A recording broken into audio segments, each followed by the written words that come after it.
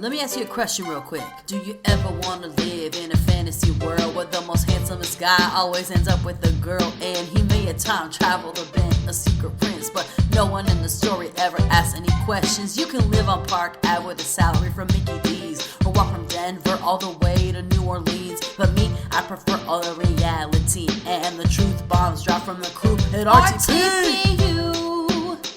You got what we need, 'cause these movies are a chore, but you keep us wanting more. RTPU, you got what we need, 'cause roasting is your technique.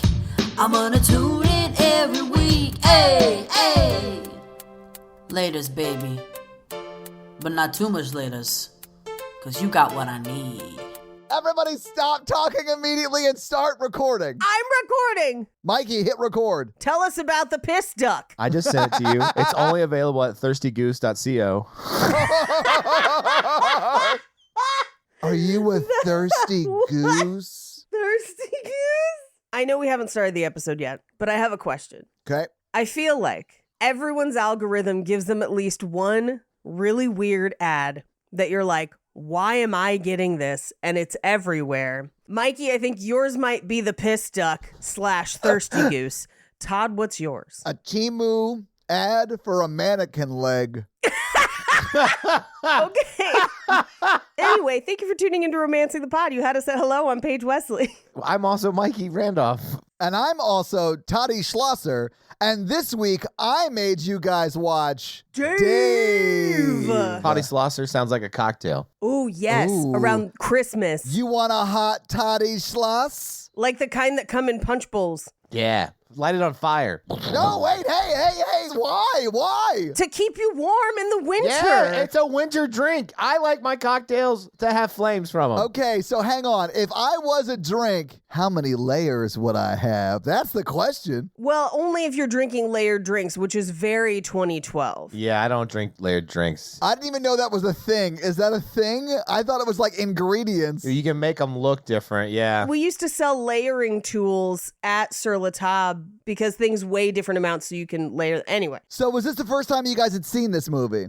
Today was the first time I'd seen this movie. I've seen this movie a lot. Oh, have you? I mean, not a lot. I've seen this movie a few times. I saw this movie maybe a few times as a kid, and I remembered almost none of it. But, Not surprising. man, I was sort of blown away by this movie today, though. It made me, like, really enjoy watching America, like, be overtaken by a silent coup. Like, I was into it. You mean watching what would happen if Bill Clinton had a stroke? Because that's basically Yes. what this movie posits itself to be. That makes sense. Yeah. But honestly, I was here for But it. I do like a good treason movie. I don't know. How many rom-coms take place in the middle of a coup, guys? Well, not this one either, because there's not a lot of romance in it. I've got a script for you called January Sex.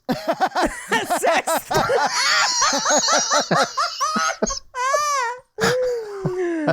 He's breached my walls. Oh. This was the first time I'd ever seen this film. I did really like it because it combines some of my favorite things, which is a good, well-written movie with an emotional core that also posits a lot of conspiracy theories about the 90s.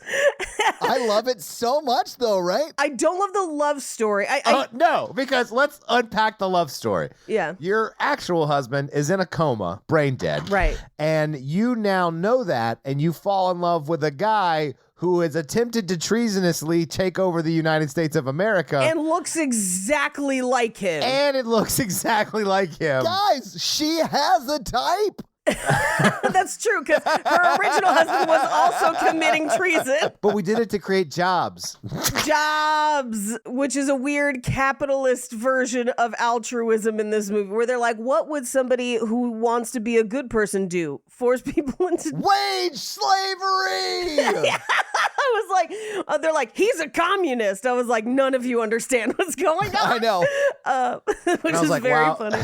this like random dude who took over the government has sounded better than like the last 3 presidents. I feel like what I really wanted, because this movie, a million versions of this movie exist. It's Prince and the Pauper plus Mr. Smith Goes to Hollywood. Yeah. And what I wanted was more of the emotional piece of him winning her back. And we get some of it, but it's a lot more of him just getting good at the job and then the most awkward kiss I've ever seen on screen at the end of this film. When they're literally just smishing their faces together. It's like they're rubbing their faces like a cat. Y'all, Kevin Kline is the most unromantic male lead of any rom-com series. See, I don't think that. I think he has the potential to be very romantic. Name a rom-com that he's very good and romantic in. I would say The Pirates of Penzance. No, I would not. He gets married in that movie. A lot of gay people get married. Specifically in that movie, actually, Paige. I would say he has all of the potential and charisma and attractiveness to be a good romantic lead. Same. I think it's not written in for him in this movie. I think that, like, and Sigourney Weaver's amazing as always. And so I feel like they didn't give them enough to do that connected them outside of the job. At the end of this movie, they still barely know anything about each other. So, like, they don't ever really get a chance to connect on a personal level outside of the machinations of the government. And that's what I needed for this to be a romantic comedy. I mean, he literally spends $625 million of our tax dollars to, like, win her over. Or to do a good thing because he saw a cute orphan. It could be both. I mean, I think it's more the latter. Yeah, it could definitely be both. I just thought it was awesome. I would say it's a great movie. I don't think it's a great rom-com. This is a smidgen more romantic than Angus. Yeah, if that. So, like, it's way down there on the is this romance scale question mark? Right. It's way down there. Yeah. Yes. I think we should maybe wait till Mikey gets done with the call, but I want to see the mannequin leg. it was just a mannequin leg. I was like, I don't want this. Although I had just listened to an episode of Harmontown where he talked about using a mannequin leg during masturbation. And then I thought that was wild, so I told a few friends about it. I'm going to need to know more information about this. Sorry about that. It's cool. You're on call. That's all well and good. How do you masturbate with a mannequin leg? Are the toes together? Or are they apart? No. I do know, because I remember the episode, because I listened to the whole thing twice, because it was weird. He uses it, and I think he rubs his nipple with the toes of the mannequin leg while he jerks off with his other hand, I'd imagine. Is this real or was this made up for a bit? Paige, it might be a joke, but I don't know. In the 30 seconds I was on the phone, how did we get from Sigourney Weaver's love story to mannequin masturbation toes or whatever? Guy, you can't walk away from this conversation, or when you come back, you'll be lost. Mikey, I'll give you a very quick summary. I argued that I think Kevin Kline has everything as an actor that he needs to be a good romantic lead, but he has not written the set pieces or scenes in this movie that he would need to be convincing as a romantic lead on screen. It's not just this, it's every movie, which makes me think it's his fault. When you say every movie, you're talking about how many movies? He's been in like 3 or 4 romantic movies. We've only done 2 of them, so I only know you've seen 2 of them. It was this one and In and Out. Love that movie too. I do love In and Out. I think I just love Kevin Kline. Like, he's probably one of my favorite actors from this time. Fish Called Wanda. We have to do Fish Called Wanda at some yes, point. we do. I've never seen that. On Big Chill. No, even Big Chill, I don't think he does. I think it's a good movie, but like not in that way. Are you sure that this isn't just a you thing? Because it may just be a you thing. I mean, it might be. I just don't see it, you know? I don't feel it. But Mikey, I would, based on your 2 movies that I know you've seen, I would sort of agree with you. But also, In and Out isn't really about him falling in love with somebody. It's about him sort of falling in love with himself and, you know, accepting who he really is. And this movie is about him masquerading as the president in some weird coup. And then there's like a few romantic scenes sort of ham-fistedly pushed in there. There's not a lot of romance in it. I would say they aren't even romantic. I would say there's one kiss at the end that's like a last-ditch Hail Mary to be like, they had something, right? No, he looked at her leg. Come on now. Hey, it's Sigourney Weaver. How could you not look at her leg? She's beautiful. Right? I mean, I agree. And that's why, show me a teenage boy that saw Alien and didn't look at Sigourney Weaver's legs at the end. and I'll show you a liar. It wasn't her leg. I mean, it was the whole I know it was package. the whole thing. I'm just saying legs included. I didn't know underwear could look like that until I saw that movie. And I was like, oh, okay. What do you think underwear looked Yeah, like? what did you think underwear I was like a looked like? 9-year-old. I don't know what girls' underwear look like. I only live with dudes or whatever, like my brothers. You have a mom. I'm confused. Hang on. You don't know what mom's underwear. You never like been on vacation with your mom and everyone had to stay in the same room. She did not have the same style as Sigourney Weaver in the last scene of Alien. I don't know. My mom wasn't just like strutting her stuff around at the beach or whatever you guys are talking about. I don't know. I mean, it was not. I was like, that's underwear. I was like, that's underwear. So what did you guys think about the political thriller that was Dave? Ooh, as a political thriller, love it. I mean, a lot of shit happens in this movie. I mean, this guy goes from pretending to be the president as a side job Love it. to like actually being president for like at least a month. More than a month, I think. I think it was like 5 months, right? No, at the end, the guy's in a coma for 5 months, but that's 5 months from when he collapsed. Okay. So it could be just that month where the vice president was gone, right? Because that's like the time period they put on that. And I guess he is back for about a week before he faints. Yeah. I think my favorite scene is when his aide comes up to him while he's presenting and whispers in his ear, a second homeless shelter has been hit with budget cuts. Oh, no. And he just like can't handle it. So his brain pops. We're going to need a lot more checkers. I do love that this is technically a Mission Impossible prequel, and I'll get you there. So Ving Rhames is in the Secret Service in this movie. Correct. Only a few years later, he got promoted to the Impossible Mission Force. Right. Working with the one Ethan Hunt. So I love that this is a Mission Impossible movie. Yeah. What we needed was like Kucinich to like come and recruit him or whatever at the end. That would be hilarious. Overall, this put me in a slightly better mood than the whole rest of my day had. Which was It's not a bad. It's paced well. It's like written well. It's like fun. It's kind of light, even though it's about like taking over the United States by a stranger. And it heavily implies that a lot of the rumors about the Clintons in the 90s and their dealings with a few businesses back in Arkansas are aggressively true, but implies that Hillary knew about none of it. We'll get there. Oh, will we? Is that a fun fact? No. They literally all but say it in this movie at multiple points. They're like, it's Bill Clinton. That's Whitewater. Whitewater. Sorry. Yes. I don't know, man. At the time, I was just playing Legos. You know, like. Yeah. I mean, I wish our biggest scandals were they stole money. Right? I'd go back to that. Is there anything else we need to talk about before we get into it? Josh Groban? No, that's not his name. What? Who's the guy, the dad from Beethoven? Oh, yeah, the dad from Beethoven's in this. And did Isn't you his also name know Josh that the Groban? dad from Beethoven also won the first season of The Voice or whatever? What's his name? What's the dude's name? The CPA. I don't fucking know. I don't even know who you're talking about. I have never seen a Beethoven movie. Wow. Murray is his name in the movie. His name is definitely not Josh Groban.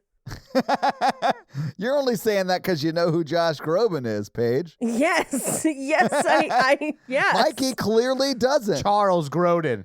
Charles Grodin is his name, which is very close. You were so close, yet so far away. But the last name's the hardest part to get out of names. What was Groban's name? Charles Groban. It was Josh. You said Josh Groban. So you didn't get either name correctly, Mikey. No, his name is Groban. This guy's name is Groban. Grodin.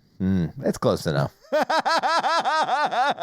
Anyway, maybe we should just go through this movie scene by scene. Yes. So we open on Washington, D.C., which is where I briefly paid attention to the credits and realized this was an Ivan Reitman movie. And I was like, well, that's why it's great. Oh, yeah. I didn't know that. That makes a lot of sense. Yeah. I was like, oh, a guy that writes great movies wrote this? Yeah, that's okay, cool. Or directed, I should say. I mean, but for those who don't know, like that's Ghostbusters, right? Yeah, Ghostbusters and a million other movies that you love, like Coming to America and... Especially around this time, right? Groundhog Day. Yeah. Yeah, he was on top of the world at this time. Yeah. So we open on like a walk and talk between Kevin Kline as the president and his staff.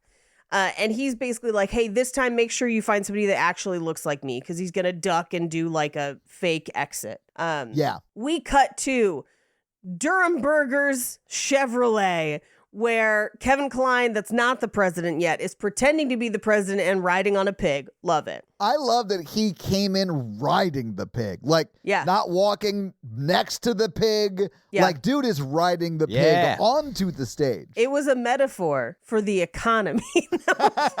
I'm kidding. That's I thought bullshit. it was hilarious because he does ride in like a 1920s political cartoon. Yes, it's nuts. Like, yeah, it's just so funny. And then, I don't know. I do think it's great that the audience, like the people who are there to see this spectacle, even they don't believe it's the president, although it is exactly Kevin Kline. Like, they look exactly alike. They do, which I have questions about later in the shower scene. We will get to them then. She confirms that, Paige. They do, in fact, have the same dick. And well, so here's my question. Is she confused because the dick is different, or is she confused because it's the same? And she's like, wow, they even have the same dick. It's gotta be We gotta that. talk about it. Table it. Do you want to do it now, or do you want to do it at that scene? We're gonna talk about it forever, and we've just started the movie. I say we wait till that scene, and when we get to it, we have a big old long discussion about dicks. All right, I will table it, but I want it on the record that I'm dying to talk about Kevin Kline's dong.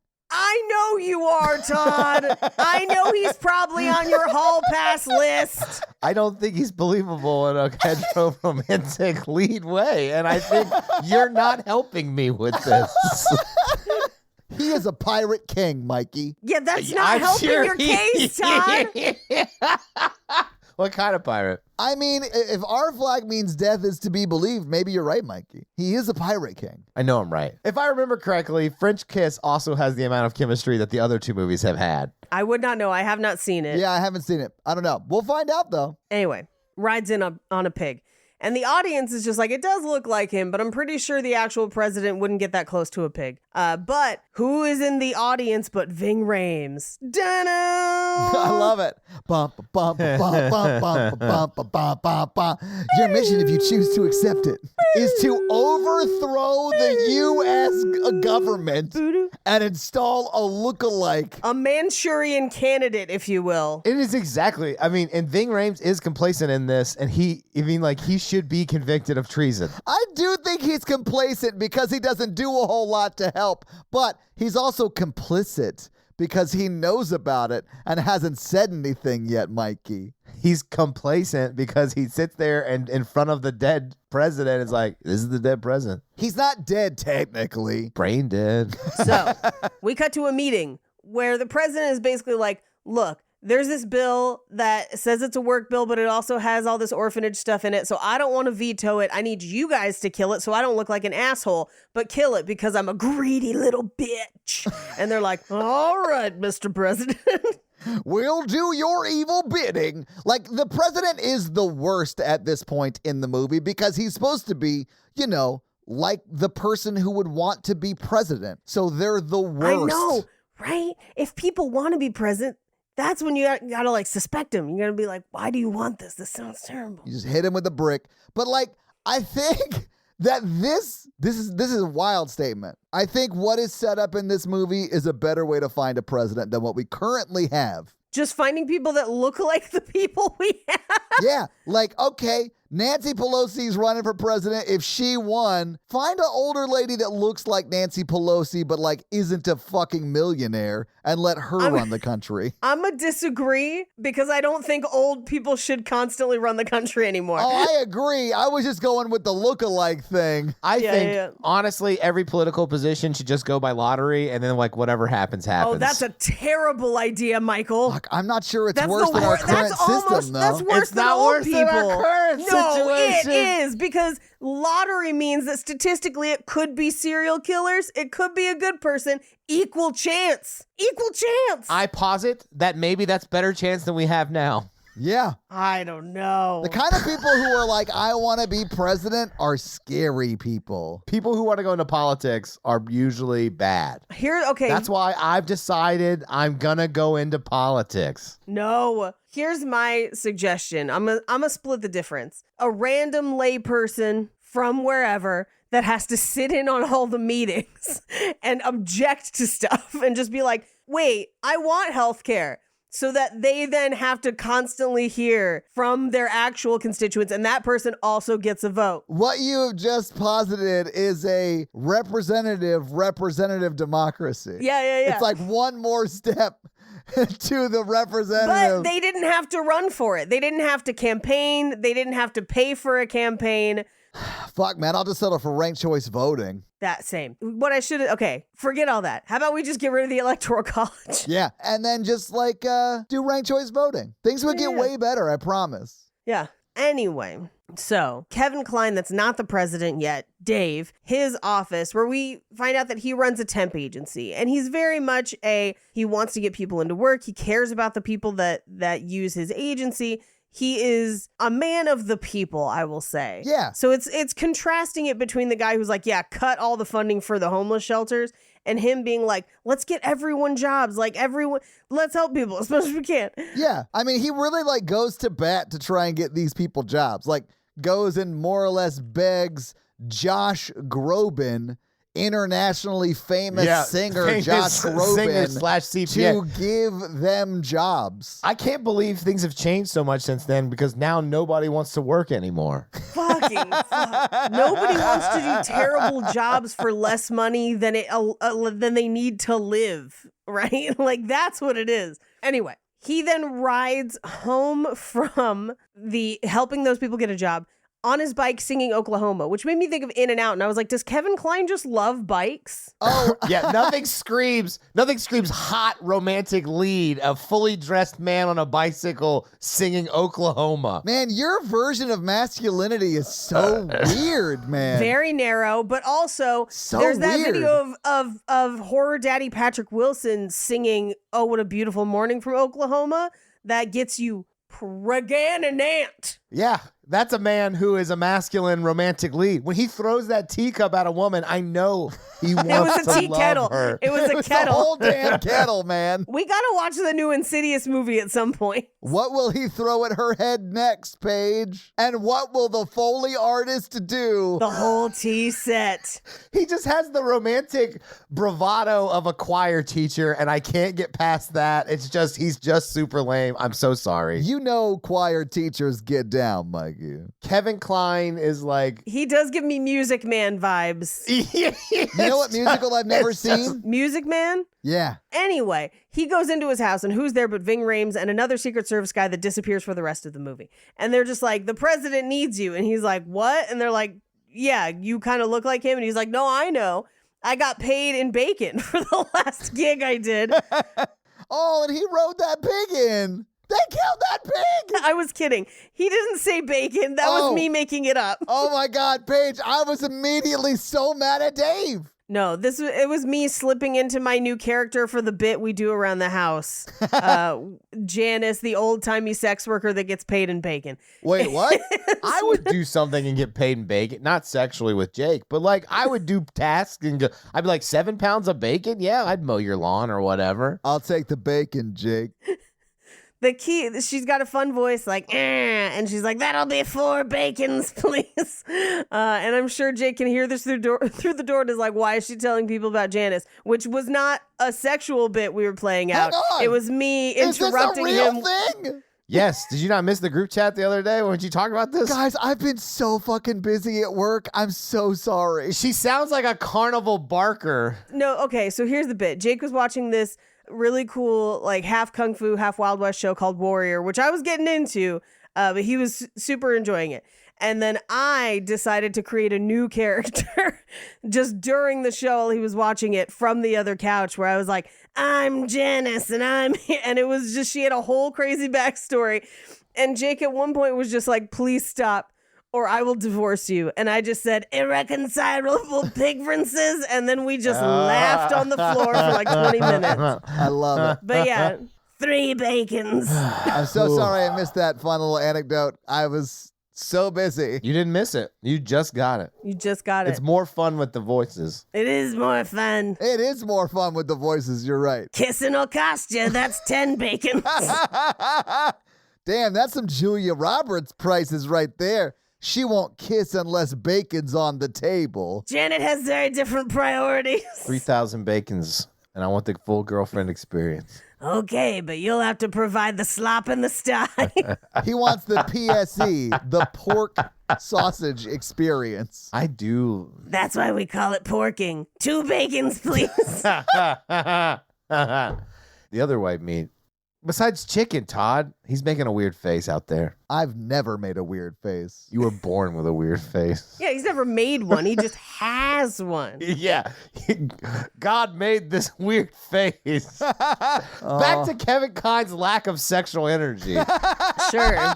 He looks like the moderator of a MySpace asexual, like Tumblr. I think you're confused as to what website Tumblr was on. He has a GeoCities site on model trains. Actually, I could totally see that. I mean, he does go running, bounding even up his stairs with the bike in tow, singing Oklahoma, dances around his house while he's like putting away the bike, putting away his keys. And he dresses like a conductor at all times. Yeah. Yes, he does. He is like not the missionaries, like the Mormon missionaries that go out, but he is like the adult they send out with them to make sure none of them fuck. What a sad job. Yes, it is. Anyway, so the president makes a speech, and it's clear as we're watching him just interact with people around him, he's not a good guy. Oh, did we even mention that like Ving Rhames like convinces Dave to pretend to be the president again? Yeah. We did that before the whole sexual porker thing. By convinces, do you mean he shows up at his house and he's like, I guess I'm coming with y'all? Yeah. Also, they needed a warrant to enter his home. That is a Fourth Amendment right violation. That is true. If we learned anything, it's that the Clintons, not the Clintons, sorry, the Millers or whoever the president's last name is in this, don't play by the rules. It's not the rules. It's the Constitution. I'm so sick of. They don't play by the laws. When you think about it, the Constitution is basically rules. I can't believe in a world with Ronald Reagan, the 90s wanted to vilify Bill Clinton. Okay, we got to talk about it though, because they also throw shade at Bush. Yeah. And they also throw shade at because I had my conspiracy theory hat on. Oh, so you think they replaced the president in this movie, I bet. Yeah. You idiot. Idiot. As they're walking him out, they spend a lot of time walking him through the kitchen. And I was like, are they going to do an RFK thing? Paige, I thought the same thing. I was like, where's Sirhan? Sirhan? Well, not only, where's the girl in the polka dot dress? We don't have time to talk about it today. MK Ultra. We can't. It's too much. I love how Mikey looks confused as to both of those people. I know what MK Ultra was. But do you know about the polka dotted dress and the woman who allegedly hypnotized Sirhan to shoot RFK? Oh, you mean his handler, Paige? Yeah, potentially. Yeah. No, I'm not. Seen by a couple other witnesses. No, I don't know what that is. So It's a whole big thing. It's a lot of firsthand eyewitness, which is the least reliable testimony. So But it sounds like it would be the most reliable, but it's actually like terrible. it's really not. It's really not. Anyway, they walk him through and they switch him with Kevin Kline, the pig riding one. And he gets to walk down the aisle out to the limo and people clap. And I think he gets a taste of it of like, oh, wow, this is kind of like a big thing. And then he goes full Tiny Tim. Well, this is where he turns and he's like God bless America or whatever, right? God bless us, everyone. And they're like, I thought this was America. Don't you dare talk British. He's God bless America. I like when he turns around as he's at the limo and he's like trying to talk again. And they literally just grab him from inside the limo and like yank him in. Yeah, and they're like, no. We cut to a hotel room where we hear sex noises. These sex noises are questionable, but we will find out it's because they were actually aneurysm noises. Yes. And guys, a young Laura Linney is in this movie as the mistress. A very confused Laura Linney. God, I thought it was hilarious. Because for the rest of this movie, she's like, I definitely watched that guy die on top of me, right? the worst part is that she finished, Well, I think she thought he finished, but instead of, I mean, I guess in a sense he did, but what he finished was his life. Right. And not, yeah. But what's really weird is the sounds he's making are like, oh, Oh. Like, when you think about it in the context. Oh, you mean like super hot sex sounds, Paige? Because that's all I heard in this scene. From a romantic lead. Yeah, like, oh, yeah. From 1996's Sexiest Man Alive, Kevin Kline? That's not true, is it? No, it can't be. That's Brad Pitt. Mikey, if you were to replace Kevin Kline, who would you replace him with? Literally, we do a lottery and anyone would have a 50-50 chance to have more sexual chemistry. Mikey, give me names. You cannot criticize without offering solutions. I need names Oh, from the 90s. George Clooney for show. George Clooney would be a good one. Although this might be a little too early for that. Yeah, it could be a little too early at that age. Ooh, look at Robert Redford. Too old. Way too old. In the 90s? Robert Redford's older. By the way, just for all of you out there who was like, they have to know who was the sexiest man alive by People's Choice Award. In 1996? It's Brad Pitt. In 96, it was Denzel Washington. Oh, agree. Denzel Washington would have been great in this. He would have. Denzel Washington would have been fucking great, but America was not ready for a black president. They could do it now. They should remake this movie Hey. with a fake black president. You know that one of America's key tenets of the 90s is only having a black president in movies where the world gets destroyed. I do want to point out that Kevin Kline has won Sexiest Actor Alive twice by Glamour magazine. Yeah. That's definitely what I would think about that. When Brendan Fraser was alive? How dare they? Oh man, I love Kevin Kline, but Mikey, you are not wrong. His name should be Kevin D. Kline. Because that's what ladies do. They're just like, thank you, but no. We can be friends. He looks like he's trying to sell you a watch at JCPenney's. That's his sexual energy. It's got a hand for minutes. But keep your eye on that second hand because this won't take long. He's got a piano in his house, but doesn't know how to play it. Oh, I guarantee you he knows how to play piano, Mikey. Controversial take. Controversial suggestion. Steve Martin. Steve Martin would have been great in this. Especially at this time, because Steve Martin he looked 45 for like 38 years. Mm-hmm. So he definitely looked like old enough to be a president doppelganger, right? Yeah. Mm-hmm. Ving Rhames as the president would have had more sexual energy. I'm telling you, it's the 90s and it's not a disaster movie. They would have never let it happen. We've come so far. No, they wouldn't have done it. They wouldn't have done it. I do want to point out with all of this speculation as to Kevin Kline's true nature, he has been married to Phoebe Cates I since know. 1983. I know. And they have children. We talked about this on In and Out. That's why I remember it. Yeah, I think we looked it up because we were like, wait, is this? I mean, he won Sexiest Actor Alive twice by Glamour. That is so ballsy. Todd, do you remember the story that went along with him and Phoebe Cates getting together? Oh, shit. Do you? I don't. Because she thought they were friends because she thought he was gay. That's right. That's And right. he had to then tell her he was not. So, you know, He does have a bit of that energy. he's got a vibe. And that's okay. Love is beautiful, multifaceted, and it's definitely on a spectrum. He's definitely the kind of guy who would take you to a jazz band as a date, but the jazz band is only white people. Oh, I was going to say the jazz band is his band, and he tricked you into coming to see his own band on a date. And it's at a 4th of July picnic. That's a real Ron Burgundy kind of move, guys. I don't see what the problem is. Oh, but Ron Burgundy in that jazz flute scene in Anchorman still gets me every single time. When he pops under the, like... Okay, what if it's just this movie with President Ron Burgundy?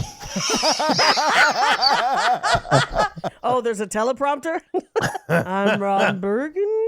Sorry, Kevin Kline. I'm sorry. He seems very nice. Sure. Maybe that's why people in the 90s were like, he's got to be gay, right? He's so nice. He's so nice. He like respects women. He must be a homosexual man. I mean, he respects them so much he crosses to the other side of the street when they're walking by, and I think that was a little too far. You know what I mean? I think it's just because he's really good in musicals. And people were like, nah, he definitely is into men. I feel like these films are like one step away from Hallmark movies where I definitely know the lead actor's gay because I'm watching him with my brother and it's Christmas time and he's like, that guy's gay. I'm like, how do you know? He's like, trust me. Because he found a website that's just like, these are all the gay actors in Hallmark movies, and he like looks them up every time. Is it all? I assume that all guys in Hallmark movies are gay. The majority. Yeah. Mikey, you've been in a Hallmark movie, right? As a background, that was actually a, what's that other network? Oh, yeah. Oh, backpedaling. Lifetime? Was it Lifetime? It was Lifetime. Yes. No difference. Known for only casting straight men. I wasn't cast. I snuck onto set and got into the movie. That is a fact. Can we get back into this episode, though, before we implicate Mikey in further crimes? Is that a crime? No. I'm just looking at who else could have been in this role, but there's like a weird age gap of when I'm like hottest guys in the 90s, and they're just like, did you mean Ricky Martin? And I'm like, crazy though that movie would be. Ricky Martin would have a lot more hetero energy.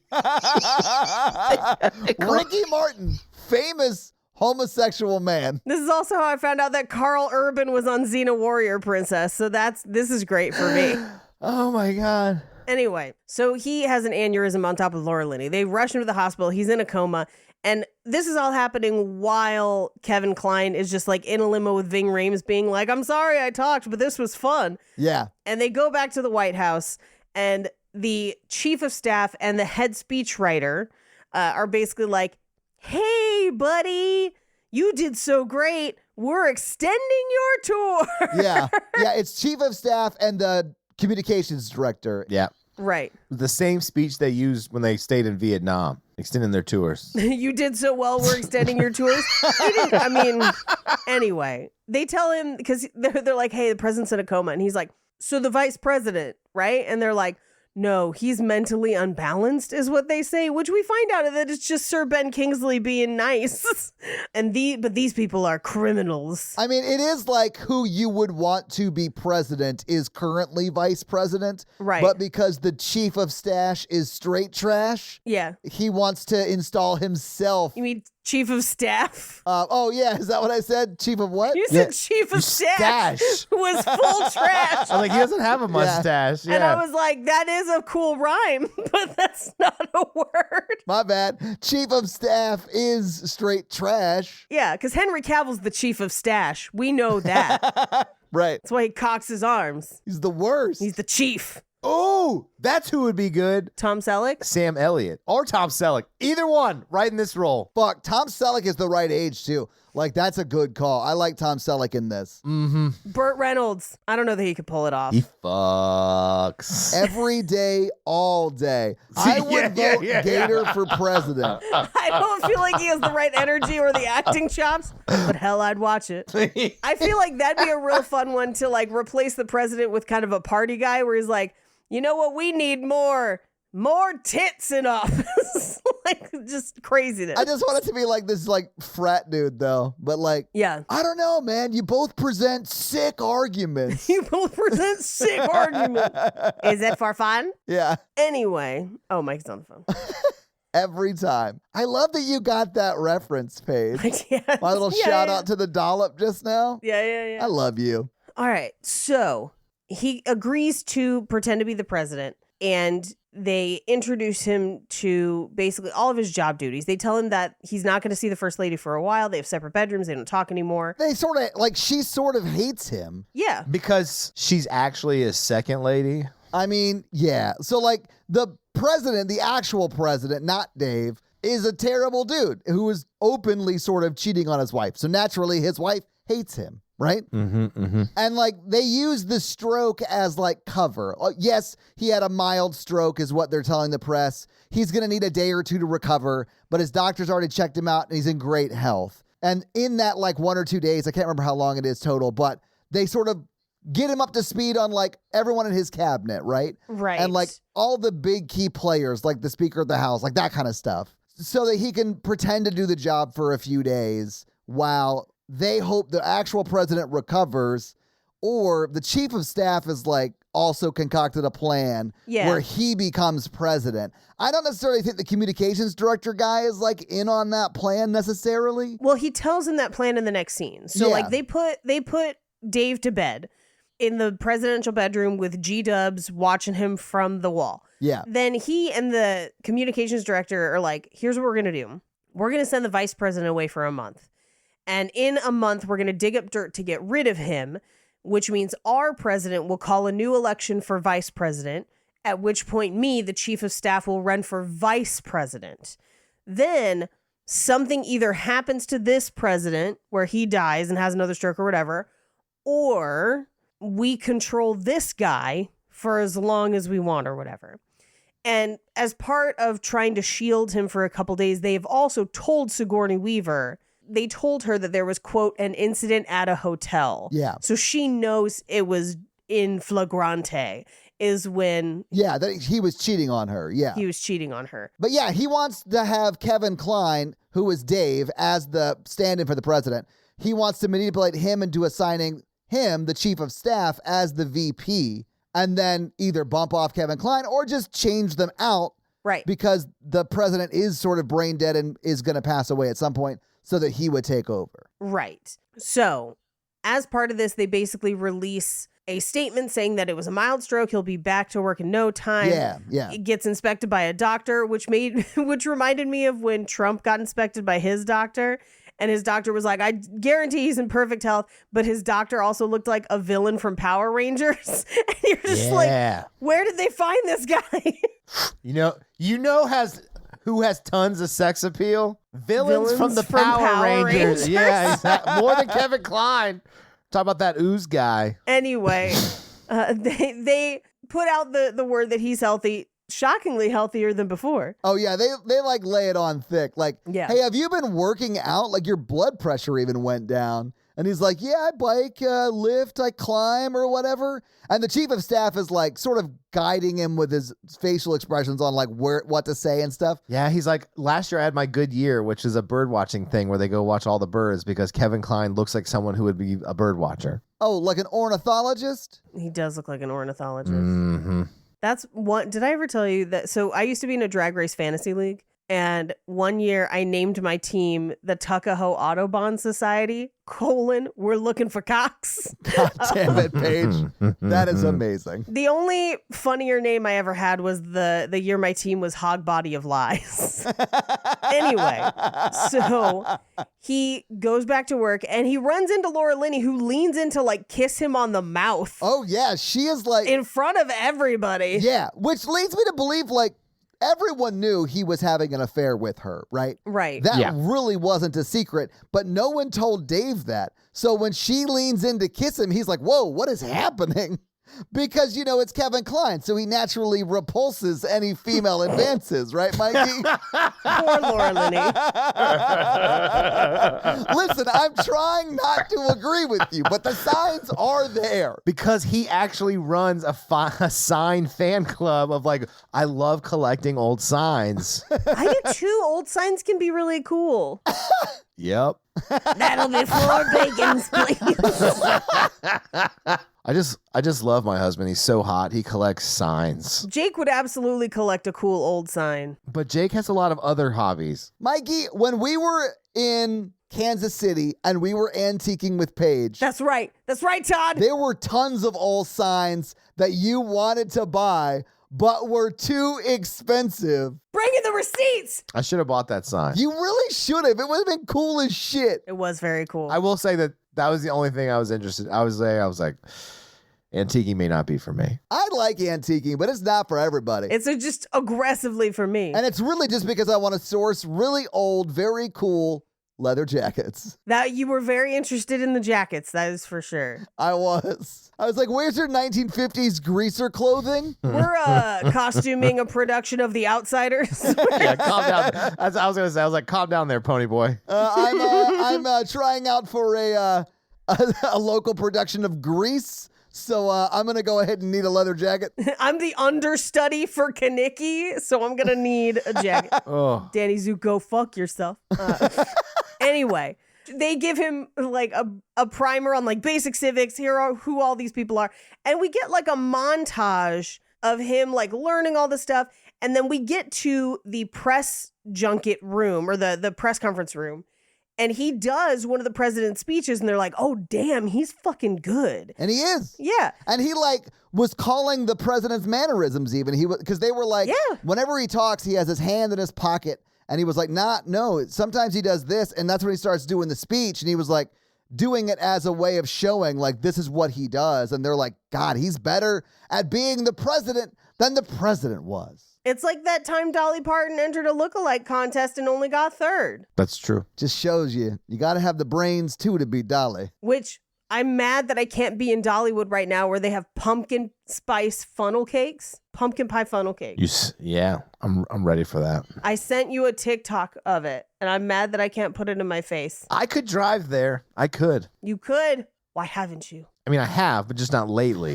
Just alone to go get funnel cakes. Yeah. That's like heavy Kevin Kline energy. That is heavy, I walk a lonely road energy. Hey, you know what? Sometimes I got to drive alone to eat Raisin Canes in my car and listen to podcasts as if they're people I know. Except that it's us, so I do know us and I'm listening for quality control. But Yeah. you know what? It's fine. I do that too. Anyway, they set up a, like, they're going to go out on the balcony, him and the first lady, to basically be like, we're alive. Hello. Yeah. And Sigourney Weaver shows up and is just like, what the fuck, Bill? And it's sort of wild because they've told Dave that like they're estranged sort of, like they're not really a married couple anymore. It's like Yeah. what everyone thought the private life of Bill and Hillary Clinton was, and maybe was. I have no idea. Honestly, I feel like president is such a fucking stressful job. It could break up any relationship. Like a regular job can get stressful enough to hurt relationships. Imagine if you were the leader of fucking America. Yeah. Like, no thank. That's why you don't want to be president. It's a bad idea. It is. This whole America thing, terrible idea. I think I'd be a good president. Yep. Mikey, no. Does not shock me at all that you think that. Yeah. You also think you could punch a kangaroo and not get hurt. So, like, there's that. Well, you don't sound like a true American. And not if that's what America's going to be. I got sad news for you. We are way there, way past there. Then call me not a true American. Can I apply to be Canadian or just something else? I think Mikey would be a great president because he's like really compassionate and dumb in all the right ways. Yeah. And like, I think he could confuse a lot of Republicans into voting for him. You know what I'm saying? Or just scuttle the votes so that Trump wins again. Oh, the RFK. Yeah. I'm not going to run this election. I'm too young. I got to wait 30 more years. You got to wait until you're pissing in ducks all the time, not just in the hot tub. Where's my piss goose? Bring me my urine bird. No, I get up there and be like, look, I'm a Democrat, but also big government is bad. And then people be like, what? Is he peeing into a goose right now in the middle of this press conference? Because I'm a man. Vote for me. Pissing a goose. I win potlucks all the time. Bring Yeah. me my shit goose.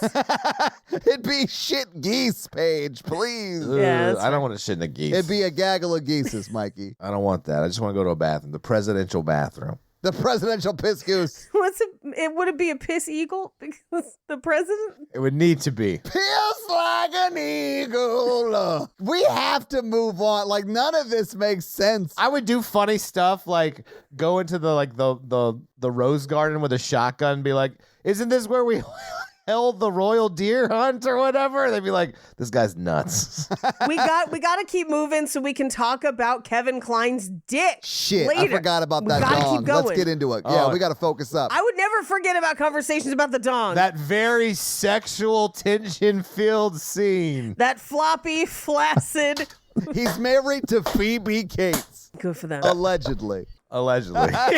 It was a different time. He says he is. He says he is. No, he's got kids, allegedly. Yeah. I mean, he is a pirate king. Your love of Pirates of Penzance is almost to a red flag level. We passed that long ago. No, it's a Jolly Roger level.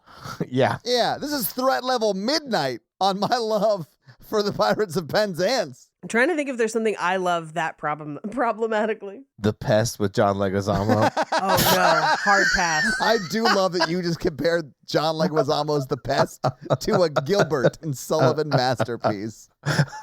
I don't even know what you're talking about. The Pirates of What are you Penzance. talking about? I did like John Leguizamo in Violent Night. And I liked how he turned into a blood mist in that chimney. Yeah, same. He's done a lot of one-man shows, which are interesting.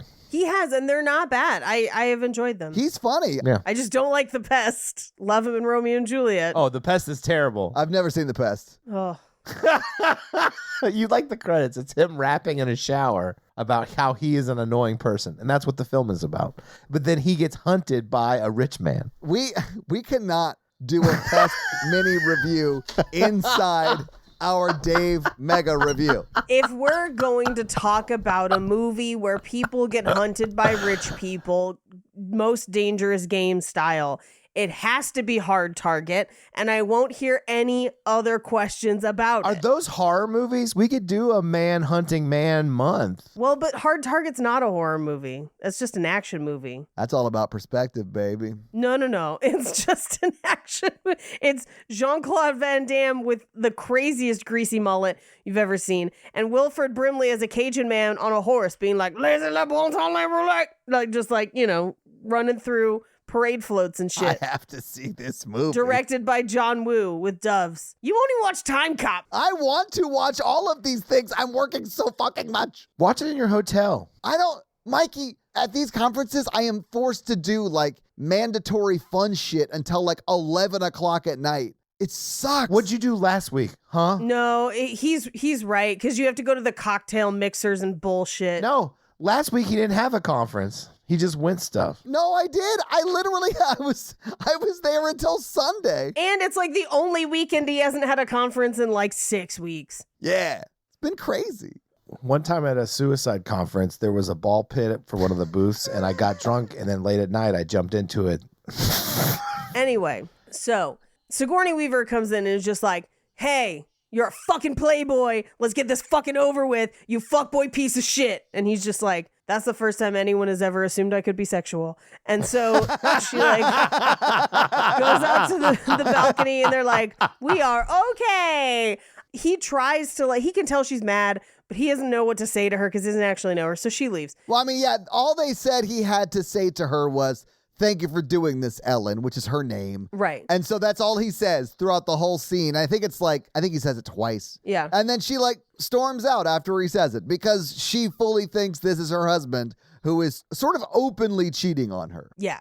Get started on your resolutions with Factor so you're ready for the new year. Factor's ready-to-eat meal delivery takes the stress out of meal planning and sets you up for success in the new year.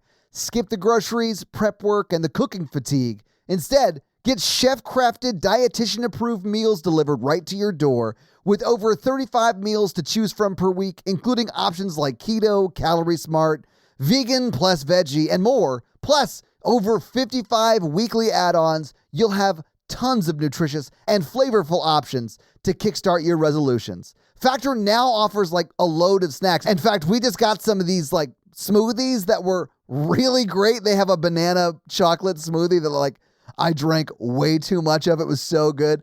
And even better than that, when things get hectic, Factor's flexible. So you can change up your order every week with plans from 4 to 18 meals per week. So you can have a bunch of meals or just a few meals depending upon how many times you need meals that week, right? So it's great. So head to factormeals.com/romancingthepod50 and use code romancingthepod50 to get 50% off. That's code romancingthepod50 at factormeals.com/romancingthepod50 to get 50% off. But we cut to, this is one of the longest montages in the movie. It goes on for almost 10 plus minutes, which is a long time for a montage. But it's him kind of doing all the fun stuff. But this is where they very clearly lean into him being Clinton. Yeah. Because Jay Leno is making fun of his Happy Meals. It's like the McLaughlin group. It's all this stuff. There is the one point where the communications director and the chief of staff are watching him do that speech, and he does the points of light on the horizon. And I was like, well, that's Bush. Yeah. So But this whole montage is just set up that the press is selling it to the American public that he had what felt like a near-death experience to him, and he's come back and he's more charismatic and more folksy and more compassionate, and it's a good thing, right? That he has Right. totally been replaced by a look-alike. Right. And he clearly wants to kind of like, patch things up with the first lady. He talks to Ving Rhames about it. Yeah. And he and Ving Rhames have this great conversation of like, you have a gun, so you might have to take a bullet for me too. And the gravity of that kind of affecting Kevin Kline in a way that I don't think it has in fact affected his predecessor, where I think his predecessor took that as a given. Oh, yeah. As opposed to, something that is a sign of respect. Well, and that really sets up the last, I think, emotional moment of the movie between him and Ving Rhames, which I fucking love that moment between them. Yeah. Absolutely. Where he stands in front of the door. Hodor. Actually, I do love that moment, but I was talking about the one in the actual ambulance where he was like, he calls him by his actual name, and he's like, I'd take a bullet for you. Yeah. I loved Well, it. you say that when he's leaving. Well, you find out later that he quits and I think joined the Impossible Mission Force, but part of that was he was stationed with this guy on his first political campaign. Right. Yeah. Anyway, but he sets up a whole day with the first lady where they're going to go to a homeless shelter. And it turns out to be a homeless shelter for children. Yeah. But when they get into the limo, he looks at her legs and she's like, what the fuck?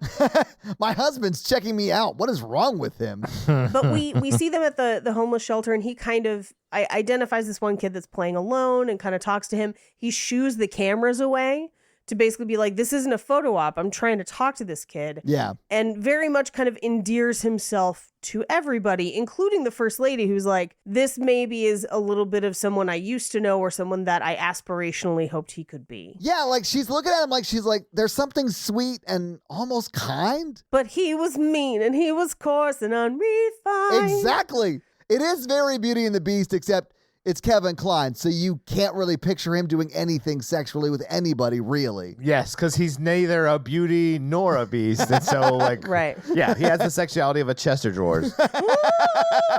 I think he's more of a Cogsworth. I wasn't going to say it. Definitely. Yeah. Although I'll say this, No, Cogsworth can fuck. Cogsworth and Mrs. Potts got down. Yeah. Maybe. I say he's just the Chester drawers with the little legs because he doesn't even talk. That's how, like, Oh, you mean the one, the smaller chest of drawers, not the wardrobe. You mean just the chest of drawers with no Yes. lines. Thank you. Yes. Anyway, we get a very cute cutaway with him and Ving Rhames where he's going through like a scrapbook of all of the pictures of them together. Yeah. And he's like, you stand out in every one. Have you ever thought about wearing a sweater? And he just goes, sweaters make my neck look thick. And I was like, some of us like a thick neck though. Well, You know? Yeah. You don't have a neck, Mikey. You don't get to weigh in on this. No, I think me and Ving have a similar neck structure. I honestly do think you have a regular, like, Ving Rhames type neck. I agree. I don't wear a ton of sweaters. I feel like sweaters look good on everyone. It's the Chris Evans school of sweatering. Yeah, I don't know that they don't, actually. I've never thought about that, but yeah. Not Kevin Kline. Well, Kevin Kline suggests a sweater vest, which is a real inert suggestion. Hey, do you never want to have sex again? Consider a sweater vest. But the way he would wear it. Now sweater vests are back and they're cool, but people are wearing them just by themselves and not as a layered thing. It's a whole thing. Ooh, the new sweater vest by Kevin Kline. I dig new sweater vests. It's a very 70s vibe and I'm here for it. But Kevin Kline's suggestion for sweater vests. That feels more like David Beckham in the late 90s vibe to me. A sweater vest? Just a sweater vest, yeah. Oh, yeah, sure. Yeah, I could see that. But that then was probably a 70s throwback. Mm-hmm. Yeah, Fashion is cyclical. it is. Anyway, while they're doing that, the chief of staff, Frank Langella, vetoes that work bill that pays for all the homeless shelters. He just straight up vetoes it and signs the president's name. Like, this alone is like crazy illegal.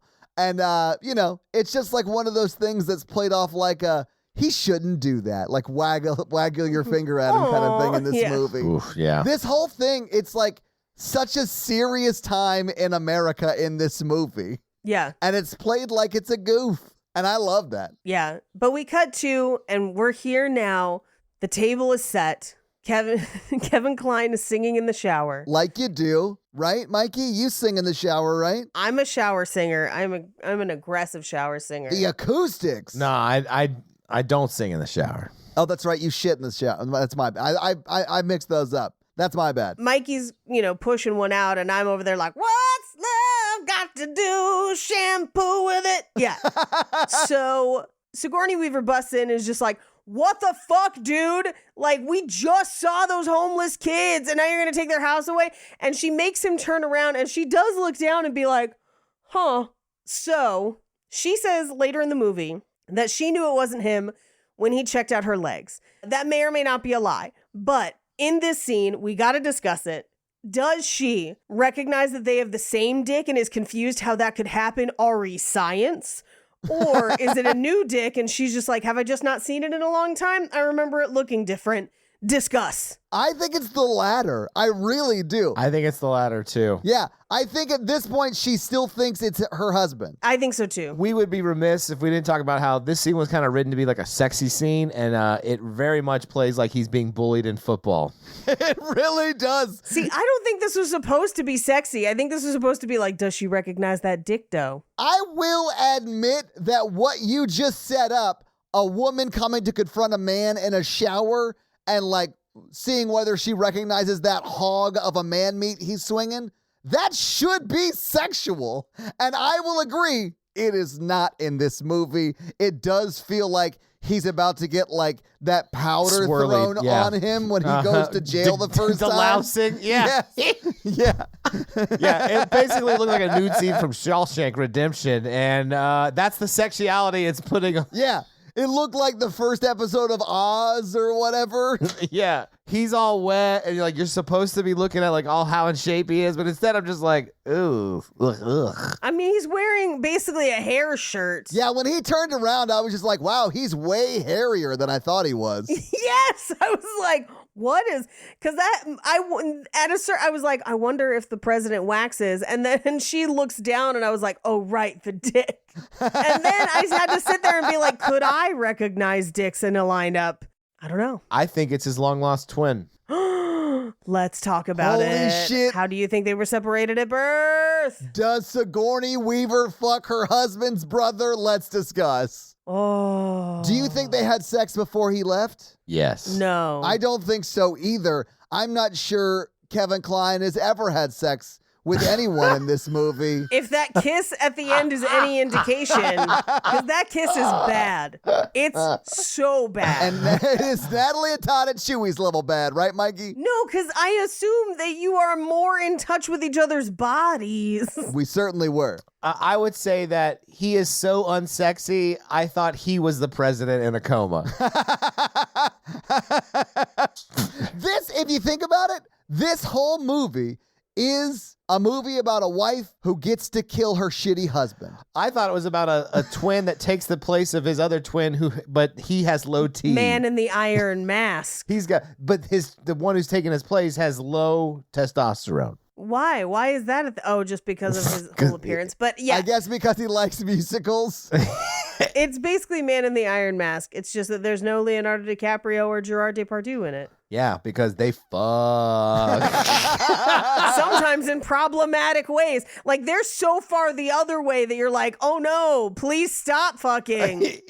Oh, you're like, oh no, it's too much. Yeah. Too much. But like Kevin Kline gives real like I unicycle for fun kind of energy. Oh yeah. Holy shit, that is way too accurate. Big ass bike, big ass beard. Yeah, he's a hipster on a penny farthing for sure. Yeah, 100%. Mikey, I mean, I hate what you're saying, but God, I agree with it. I hate that I agree with it, but it's facts. Definitely drives a Prius. There's nothing wrong with driving a Prius. Some people like the environment. I'm just saying a lot of people drive Priuses. You're going to have to narrow it down further. It's got to be a Prius with a Love Your Mother Earth bumper sticker on it. And then a bumper sticker that's like, my other child works at Granola Mart or something like that. Okay, I'm sorry. Let me take this joke back. He definitely drives a smart car. Yes. Nice. Or walks for the health of it. And by that health, we mean the planet's health. Think about it. Mm-hmm. With some sort of walking stick that he's like, I got this when I was in Tibet. And you're like, this seems like cultural appropriation, but he's already walked away. No, he's like, no, it's Tibet, Georgia. And you're like, that's Talbotton. You're saying it wrong. I think walking sticks are like a universal truth, right? Can't appropriate a walking stick. He definitely whittled it himself, is what I'm thinking. That he does look like a whittler. He does look like a whittler. He does look. He looks like a whittler and a fiddler. A whittler, a fiddler, and a wearer of patchouli, for sure. He's definitely the kind of guy friend who'd be like, we're going to take a lake trip, not to drink or to fish or anything like that. We're going to watch the leaves change, see what that looks like. Okay, but that sounds delightful. Can I just stay inside and drink like hot ciders as I watch the leaves change and crochet and stay cozy and warm? Yeah, Paige, I know that you are Kevin Kline. Oh, I was about to say my only question would be is how hot does the hot tub get? Oh, right? That sounds amazing. Because I'm definitely going to watch those leaves change. I mean, I would do it if there's a hot tub and alcohol. Right? Right? And then I'll be like, Jake, you go cut a tree down and I'll watch it from inside from this window. Nice. Paige, he's not going to cut a tree down. That's cruel. No, Jake will. Oh. I don't need a Kevin Kline. I have a Jake. I pay him in bacons. That's like 20,000 Kevin Kline. I love how we boiled down Kevin Kline's sexuality to like 1 horsepower. It's like Scoville units. And then we are now comparing that to. It's not just sexuality. I love this. No, I think we should do this. So like Massimo is like 100,000 Oh, Kevin Klines. Yeah, and Kevin Kline is like Pico de Gallo. you want to watch the leaves change, baby girl? Baby girl, can I cut your toenails? Ew, ew. I do that myself. Or I have a manicurist do it. But would you let Massimo, I guess, is what Mikey's asking? I'd let Massimo do a lot of things. No, would you let Kevin Kline? No, no. I'd be like, Professor, stop.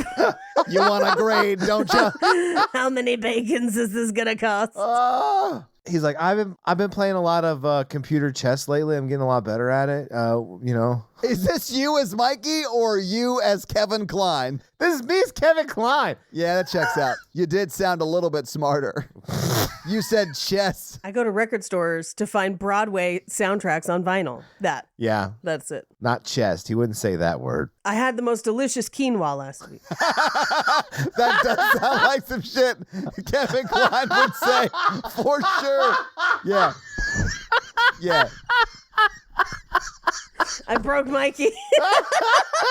I love these Kevin Kline. It's making me laugh so much. I hope he listens. I hope he's like the celebrity that was like a huge fan secretly, and he's like, No. fuck this podcast. Fan of the pod, Kevin Kline. Over his bowl of quinoa. I'll say this, Kevin Kline, if you're out there, I adore you. I think you're amazing. But you could have sexed it up a little bit in the 90s.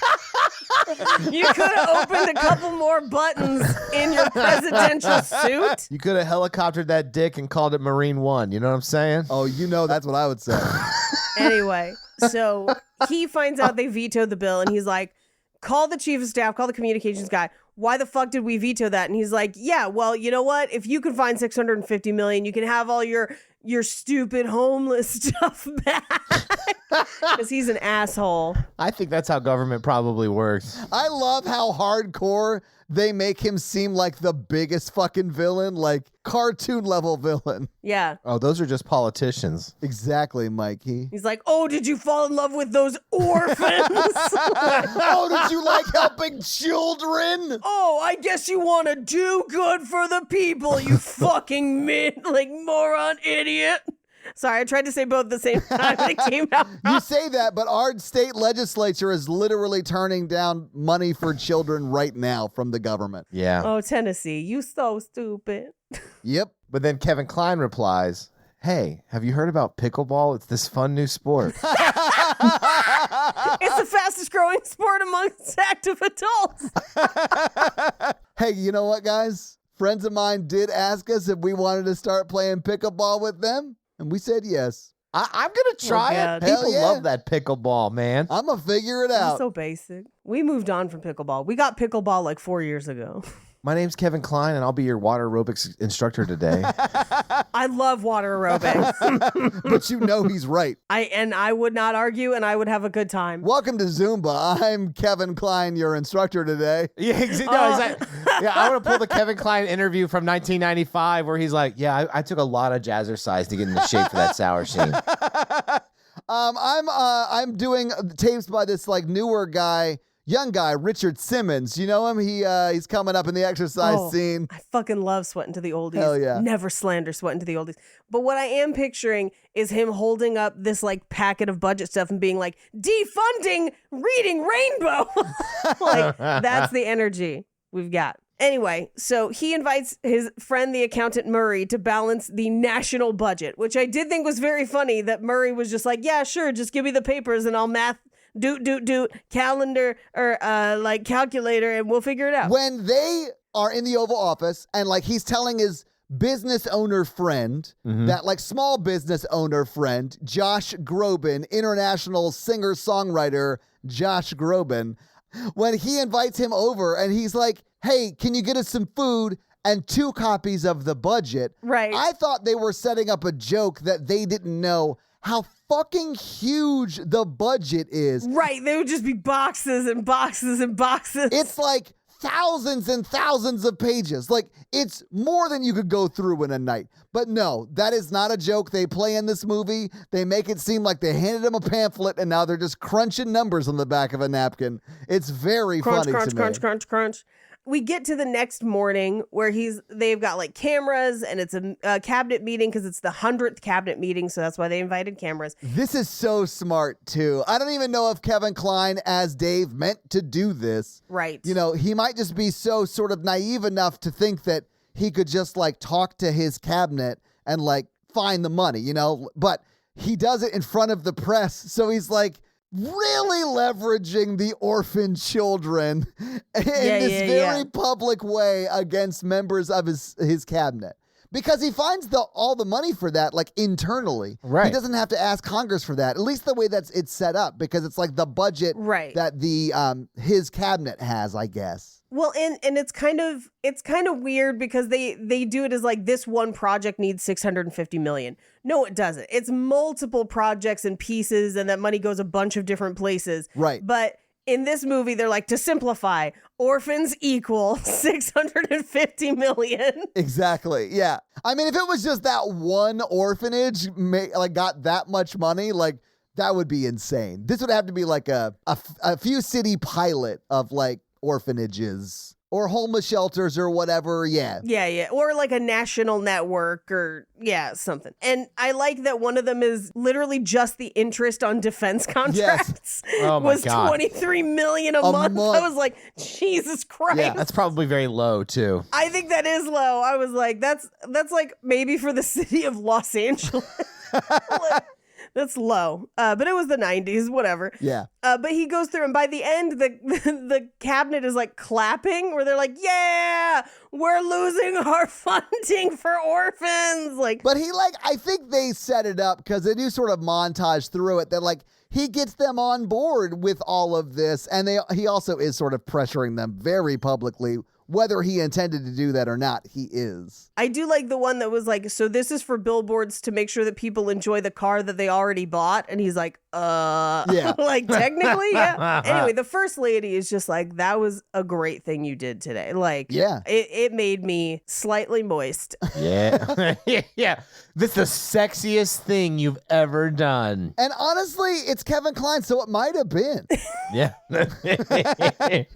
I mean, this movie was too far when it said that he was having an affair as the other president. I was like, I don't know about that. Well, I feel like he has the mean guy air that some people are attracted to, like with people in power, as the other president guy, but we really only see him for a few scenes. Yeah, that's true. It's true. Anyway, Chief of Staff is like, I'm gonna fucking kill him. Oh yeah, the Chief of Staff tries to interrupt him a few times at the beginning of the meeting, but I mean, this is very clearly like setting up what's gonna happen between them. Like, there's definitely gonna be a power struggle between them. Right. This is the scene after where he's literally saying to the communications guy, I'm gonna fucking kill him. Yeah. He's not the president. I could kill 100 people. Like, he's a regular person. I could kill 100 regular people. People. And the communications guy is like, if you try, I'll expose you. Right. Is basically what he says. He pretty much says that, like, listen, I'm willing to go to jail to stop you from doing this. Because they would both go to jail. I mean, they would all go to jail. They might even be, like, killed. Yeah. Because it's like full treason. This is full-on coup d'etat treason that we're, like, just ham-hawing through for the romance comedy of it all. Mostly just comedy. Yeah. I do feel like Aaron Sorkin saw this and was like, I could do this way better. I could do this weekly. Yeah. Anyway, he's in his bedroom later and Sigourney Weaver comes in and is just like, hey, that was really nice. You know, can we talk? And she's like, it reminded me of that thing you did in the state legislature. And he was like, oh, yeah. And she's like, you weren't in the state legislature. So who the fuck are you? And he's like, dude. I did not expect this to happen. I did. She saw that dick. Well, so you think he is more well endowed or less well endowed? She's like, my husband had a Prince Albert. I think less. Probably same size, but different shape, you know? Yeah, I don't know. Again, I don't know that I could pick him out of a lineup, but maybe he had a tattoo or a birthmark. I guess it depends on if like he swings to the right or to the left. Yeah, as right? a president, you know, like politics, you know? Well, and also Dick. I think it'd be weirder if they were exactly the same. Oh, that'd be funny if it swang. Yeah. Yeah, I would. If they have the same dick, they are twins separated at birth. Do you think your dick swings your political affiliation side? Ooh, I don't know. No, I don't think so. No, that has not been my experience. Anyway, she's like, hey, I know he and I are estranged, but can you just tell me where he is? Like, I just need to know. Please be honest with me. But they like fully take her down and show her husband, actual president. Okay, but your first reaction would be that they killed my husband and replaced him with this actor to control the government, right? Yes. Right. Like Manchurian Candidate style. And that maybe he was a gray. They're like, oh, he had a stroke, quote unquote. Yeah, that's why they put Bleep Blorp, I mean Dave, in charge. Bleep Blurp is a very common name in Chicago where Dave is from, allegedly. Yes, view my human penis. Wow. Coming to you live, it's Kevin Kline. Now we know why he doesn't have a lot of sex appeal. He's not attracted to non-alien entities. He's got some real, like, worse than Richard Gere sexual energy. Dude, we were watching the other day, Runaway Bride was on, which I don't love as a movie in general, but like, I just sitting there on the couch with Jake, I was like, I don't understand what anybody is attracted to in Richard Gere. Like, it's so... And he's sexier than Kevin Kline. Sure, I get, but like, no, for me, I get some of Kevin Kline's charm. I do. Richard Gere is negative sexual for me. It does so little for me, like just absolutely nothing for me. I don't understand it. I don't get it either, but... Thank you. Anyway, show me your human penis. So they take her down there. She sees that he is in a coma. They're like, he's not going to make it. So she goes and packs her stuff. And he packs some stuff too. And she's like, I gotta go. Like, I can't stay here. I can't keep this secret for you. And he's like, well, let me take you. And I think this is fully his intention of like, I'll take her out. Let's talk about it. And then we'll come back, you know? Oh, I thought that they were both just leaving. I did like in this scene, like when it reveals that he's also been packing stuff and he's like, yeah, I'm packing like keepsakes or whatever. Souvenirs. Yeah. And then she starts to cry because, I mean, her husband is, for all intents and purposes, dead, you know? Yeah. So it's sad.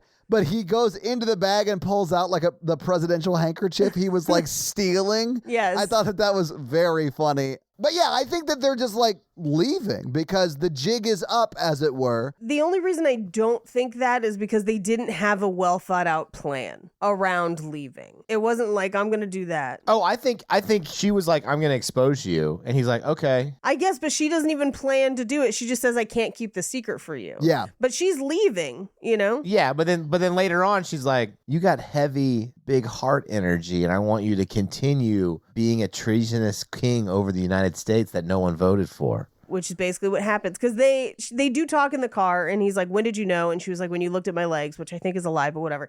They get pulled over, and they pretend to be lookalikes. And I do like that they're like, we're not going to give you a ticket, but she needs some fucking work. I know. I thought it was so funny. She'd place like third in a lookalike competition. It was so funny. I loved it because she is actually the first lady and he is supposed to be this like lookalike, right? Yes. Great. Right. And he makes her his special sandwich, which is not a euphemism for sex, but does sound like a really good sandwich. What was it? Did you see? Yeah. So it's the same one he makes for Ving Rhames. And it's like roasted ham, tomato, lettuce. There's some carrots and like an olive tapenade and then like what looks like almost like a garlicky spread. It looked real good, personally. It did look good, yeah. Yeah. But this is where they kind of talk about like who he is, what he does. He still doesn't learn almost anything about her. They are strangers at the end of this movie. I don't know, man. I think the sandwich is like a metaphor. Like he only gives the sandwich to you like when he's about to dick you down. Ah, yeah, makes sense. Uh-huh. That's why he and Ving Rhames were getting busy in the White House. Yeah. I mean, he and Ving Rhames have as much chemistry as he and Sigourney Weaver, Paige. that is correct. That's very true. But this is where he's like, I just like helping people and I thought I could help people. And I think it's at that point that she's like, all right, let's go back. Let's help people. Yeah. I do like the cameo we get from Bonnie Hunt giving a tour. I love Bonnie Hunt. She's great. Yeah. So great. But he goes back, he fires the chief of staff. Yeah. And the chief of staff, who has tried to like slander the VP, now turns it to him. And he's like, oh, you did the first savings and loan bullshit. But I like right before he does that, right after firing him, Dave gives this speech of like, hey, there's a lot of stuff wrong, but I think I want to start with this one thing and try to find jobs for every American who wants one. Yeah, he starts like a sweeping jobs program, right? Yeah. Or announces that he wants to start one. Yeah, and I do like that he's like, we may not succeed, but you don't know how much you can do till you stand up and try. So let's try it. But then they slander him, right? But in the midst of that, the VP comes back with all the gifts from the places he has visited. And he's like, hey, why the fuck did you throw me under the bus of a thing that you knew I wasn't involved in? And he's like, I would never do that to you. I don't know what's going on. Yeah. And so that's when he starts to check it out. He gets thrown under the bus too. But as he's talking to the communications guy and Sigourney Weaver, he's like, well, now he's making up stuff about me. Like, this can't be. And the communications guy's like, actually, you did do that. Like, Yeah. the actual president did that. It's true. Yeah, and he knew about it, like all of that stuff. Yeah. Yeah. Because the former chief of staff was like instrumental in it too. Like, Yeah. Oh, yeah. I don't understand. Like his like plan was always going to end up with him in jail. I'm talking about the chief of staff. Yeah. Because he like says the president was involved in the fraud or the whatever financial abuse they use or whatever the crime is. I think he didn't think that they documented the way that the communications guy reveals that they did and enters into evidence. I guess, but I mean, like, if you were super involved in crimes that you're like, oh man, this guy did those crimes, like I would not do that. No. You're definitely gonna get busted. Yeah. Well, I definitely think that happens, because of like, the whole thing that's going on modern day. Because of like right now. Yeah. Uh-huh. I mean, yeah, some people are real dumb. And sometimes we even elect them president. Yeah. Yeah. Well, a minority of us do, yeah, and because the way the Electoral College is set up, that's what matters, apparently. There you go. See, this is why. We're back to my I idea. know. Not my idea. Other people said it forever. Nope, Paige Wesley, the first person to ever suggest getting rid of the Electoral College. That we abolish the Electoral College. Just kidding. Watch the John Oliver episode on it from a few years ago. Anyway, he sits down to talk to the vice president and is like, you seem like a decent guy. Like, how'd you get started? And realizes that the vice president is a lot like him, a dude that kind of came from nothing, worked his way up and just wants to help people.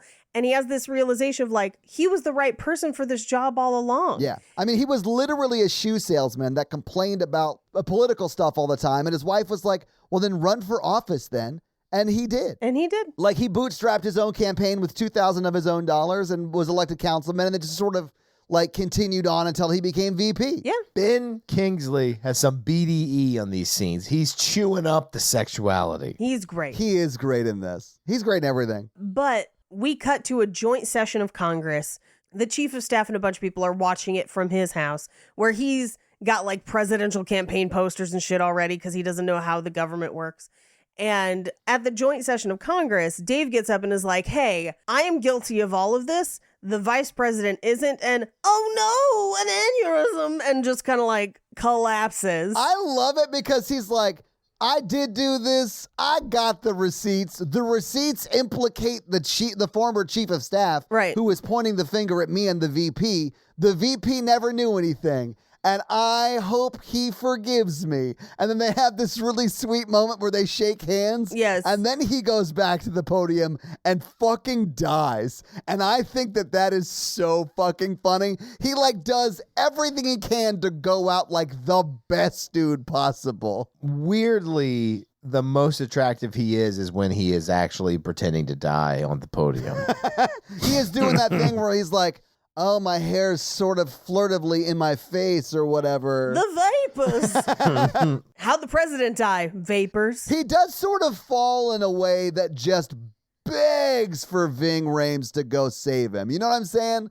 Like in a real romantic kind of way. I'm here for that. Hell yeah, Ving. I'm here for that version of The Bodyguard. It's just this premise, but Ving Rhames and Kevin, yes. Yes. Yeah. Anyway, we cut to the ambulance where they've switched the bodies. So now he's the ambulance driver and the actual president's body gets loaded into the hospital. Yeah. That's where he spends 5 months and then eventually passes away. But he leaves. The first lady sees him walk away. Then we cut to like 5+ months later where everyone else has been indicted. He has now set up in his office his run for councilman and who should show up. But the first lady who shows up, they go to his office. They have the most awkward kiss I've ever seen. I love when she walks in because they don't recognize her, I guess, with the hat on that she's wearing. Right? I would recognize Michelle Obama if I was blindfolded. Immediately. I would recognize Melania Trump as well. Like, they're just so often, photographed, and we see them all the time. Like, there's no way you wouldn't recognize them. Well, and Melania would be walking around being like, who gives a fuck about Christmas? Which is the craziest first lady quote ever. But when she first walks in, one of the ladies like at the front reception goes, do you want to volunteer? And she goes, yeah, why not? Yeah, sure. She's just like, I love that line delivery of like, yeah, why not? It'll be great. But yeah, they do go into his office and they push their faces together. And their hips. It's all faces and hips, but it doesn't work. It's like sex, Paige. All faces and hips and shouldn't work, but it does. You know what I'm saying? It's like two action figures came to life and tried to yes, kiss. It actually, because they're like trying to hold each other and it's just not working. It is like Mikey with like his G.I. Joes smashing them together while watching TV. Yeah. Yeah. And then he closes the blinds. Scarlet was a hot G.I. Joe, bro. You don't have to tell me. And then who was Destro's girlfriend? What was her name? Why would I know this? Was it Deep Throat Stro? No, she's got an eye patch. Oh, man. It's going to bother me. Oh, the Baroness. So stupid. Oh, right. Oh, yeah. Okay. Anyway. But that's when he closes the blinds so you can't see them. And Ving Rhames steps in front. Yeah. Because Ving Rhames has joined his campaign. Yeah, he's wearing a campaign button. And that's the movie. So having seen the movie, having talked about the movie, what did you guys think about the political thriller coup d'etat movie, Dave? Thriller's hard word, yeah. Great movie, not a great rom-com. Agree. Fully agree. I think everyone should watch this movie. Not very romantic, though. I would give it a 1 Kevin Kline on the Kevin Kline scale of romance. Oh, I was going to say, should we just quickly do the romance scale real quick? Yeah, absolutely. Because I think it's a 1. Yeah, 1. It's a scale of 1 to 10. 0. Yeah. I guess 1 if I have to choose a thing. That's the lowest we can go, I think. Yeah. Yeah. But man, I enjoyed the movie. I think people should watch it. It is a lot of fun. It's weirdly like light, even though it's actually dealing with very heavy topics. It's very light. It's like a very I don't know. I very much enjoy. It feels pleasant to watch. Yes, but we are watching a coup. We are watching like someone end of life and should they prolong that for political reasons, right? Like there are a lot of heavy things going on in this movie, but at the end of it you're like, that was so fun and light. And I was here for that. Paige, you look like you have some fun facts on your mind. So do you have any fun facts for us? I do indeed. Well, hit us with your fun facts. Sexy Kline, fun facts. Oops, sorry. I like how I threw you off so much that you just said oops. You're like, Sexy Kline, oops. Oops. Okay, so I'm going to start with the craziest fun fact. First and foremost. Hell yeah. The plot of this movie is largely fantasy. However, there have been, this fun fact says 1, I would say 2, instances in U.S. history of a president's administration covering up the extent of a stroke and debilitation instead of allowing a non-politician to govern in their place. Now, the one that's most accurately documented is in 1919, 2 years into Woodrow Wilson's second term, he suffered a stroke Yeah. that left him semi-paralyzed, partly blind, and potentially incapacitated to the extent that he could not govern. No one really knows. But this results in the establishment of the 25th Amendment, which has procedures for responding to a presidential incapacity. This was brought up during Trump's last term, one term, thankfully, to potentially address some concerns about his ability to govern. It gets brought up anytime people disagree with the president. But Wilson ended up resigning and passing the presidency to his vice president. Now, in that time in between, his wife Edith ran the government in the president's place. Yeah. Pretty much until she was discovered. Yeah, for like a while. For a long time.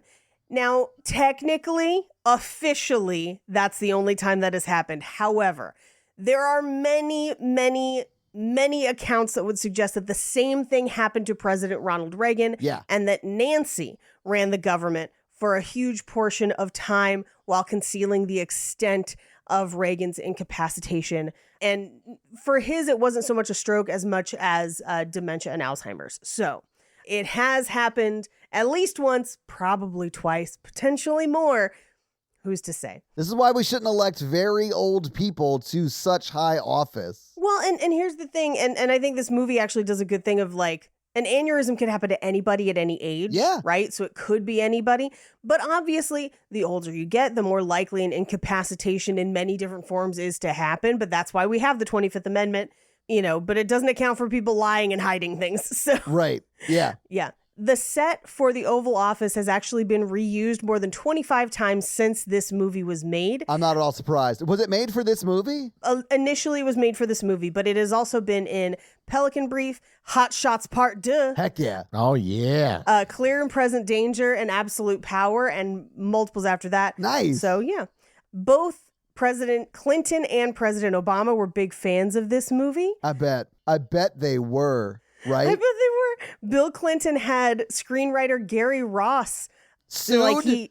Oh, sorry. No, he met with him and gave him a framed copy of the script that Bill Clinton autographed and says, and the quote says, "It's a funny, often accurate lampooning of politics." Oh my God, that is wild. It gets better. Clinton also gave Gary Ross a picture of Clinton holding a Dave mug. And then President Obama told Kevin Kline that he loves watching the movie when he's depressed because you make the job of being a president look so fun and easy. I mean, he does. Like, the job of president looks like it's great. Yep. Sigourney Weaver's hair is so short because filming for this ran right up against Alien 3, in which she shaved her head. Yeah, Mikey, that's your favorite one, right? It's Mikey and I's least favorite one. No, I know. It's my favorite one it's got the sexuality of a Kevin Kline. So, this is one of two movies in which Kevin Kline has played the President of the United States and the man impersonating the president. The other, which doesn't fit on either of our podcasts, but I would love to talk about with y'all, is Wild Wild West from 1999, in which he, as Artemis Gordon, also portrayed President Ulysses S. Grant and also makes a giant mechanical spider. I love Kevin Smith's story about that movie, and it makes so much sense after hearing Kevin Smith's story about that movie. Kevin Kline's the sidekick, right? No, he's the villain, I thought. No, you're right. I think he is. Yeah, he is. Who's the villain? It's been so long since I've seen that movie. It's a wild movie. Would you say it's a Wild Wild West movie, Paige? It's a Wild Wild West movie. Wiki? Would you say it's a wiki Wild wild? Wild West. If you need to live, who's the kid in the drop? Who else? Will Smith? Living that life some consider a myth. Rocking South Street to 125th. Why do I know the lyrics to that song? Well, that's not the Wild Wild West song, is it? Is it? No, because that's Jim West, Desperado. Oh, maybe it is, and I'm just thinking of a different part of the song. Anyway, so unlike a lot of movies set in Washington, D.C., when they travel around the city, they actually do it in the real layout of D.C. Oh, cool. Yeah, which is hard to do. Yeah. Now, Gary Ross, who wrote this movie, was very unhappy with the early draft of the script he wrote. Sounds like every writer I've ever talked to in my life. You've met us. Yeah. Despite being late in delivering it on deadline and short on money, he still started over from scratch and Jesus. took out a second loan on his house to finance the next draft. God, that's amazing. I mean, I'm glad he did. I love this movie. It's a lot of fun, but like, well done. Yep. The House of Delegates chamber in the state capitol building in Richmond, Virginia doubles as the House chamber in this movie. I wondered that. Yeah, because I wondered that too, because I was like, that's smaller than the one. But It is smaller. Right. Although, if you go and see it, they're smaller than they look on TV. Yes. But it definitely was smaller. But many of the Virginia House of Delegates and visitors to the Capitol that day were used as extras. Okay, cool. Do you want to hear who else could have had Kevin Costner's role? Kevin Kline? Kevin Kline, sorry. One of them is Kevin Costner. Kevin Costner would be good. Yeah. Okay, so the options were Kevin Costner. Man, this is a Costner film would have been good. Very different, but good. Very different, but good. Warren Beatty. Harrison Ford, also good, but very different. It would have been a lot like the... 6 Days, 7 Nights? No. Is it Air Force One? Where he's like, Yes. get the hell off my plane. Yeah. Michael J. Fox. Warren Beatty could have done it. Yeah. Warren Beatty could have done it. Michael J. Fox, I think, is too young. Mel Gibson. Tom Hanks, who I think actually could have done a great job. Yeah. I think he could have too, yeah. Tom Cruise, and then this last one, any guesses? I think we would have liked it even more. I badly hope it's Nick Cage. It is Nick Cage. Yeah. I want that movie so bad. Do it now. I mean, he's as old as like our president is now. Plus, he stole the Declaration of Independence. The shots from this movie of the McLaughlin Group, that TV show, were actually filmed on the show set in one day. They just filmed a whole bunch of them to cut to use for That's awesome. the show. That's why it's always the same guests. But there are so many people who play themselves in this movie too. Do you see that in the credits? Yes. They have like actual sitting senators and like Yeah. House members in this movie, and it like puts up on the screen who they are and what like political affiliation they are. It's wild. It's wild, and one of them pulled out. So Senator Alphonse D'Amato was supposed to cameo in that scene, but pulled out following issues between the Senate and Warner Brothers over content in Ice-T's album Cop Killer. He then tried to attempt to return to the movie after Ice-T parted ways with Warner Brothers, but Ivan Reitman turned him down. Yeah, of course. Fuck off. Like that. Yeah, whatever, you fucking nerd. In one of the press conferences, there's a clamp cable network camera, which is a reference to Gremlins 2, the new batch, which starred Kevin Kline's wife, Phoebe Cates. She's hotter talking about her dead dad than he ever is in this film. I agree. I'll end on this one. This is kind of interesting. Dave, the character of Dave's last name is Kovic. It's a reference to Ron Kovic, a Vietnam-era veteran who became an anti-war activist and was the subject of the film Born on the 4th of July. Well, that's a good Tom Cruise movie. Yeah. Oliver Stone, the director of that film, has a cameo in this movie as himself. Really? And those are your fun facts. Yeah. Awesome. Well, thank you for those fun facts, Paige. Let's talk a little bit about box office. So what do you think the production budget was for Dave in 1993 when this movie came out? $650 million. No, you can either have Orphans or this movie, Paige. Yep. Mikey, what do you think? Orphans? No, I'm asking you what the production budget is, not which one you'd rather sacrifice. Sorry. 30 million? Mikey, that's a really good guess. It was $28 million, and that's in 1993. So if you adjust that to today's dollars, that's almost $60 million. It's technically 59.6, but almost 60 million. So this movie came out on May 7th, 1993. Hey, on my birthday. Wait, what? My birthday's May 7th. Oh, happy birthday, Mikey. How old were you? 8? In 1993, I was 9. Okay, I was close. But Dave was number 2 in the theaters that weekend. It was beat by Dragon, the Bruce Lee story. Number 2 was obviously Dave. Number 3 was Indecent Proposal. Number 4 was what I was seeing probably at this time, Sidekicks. And number 5 was Benny and June.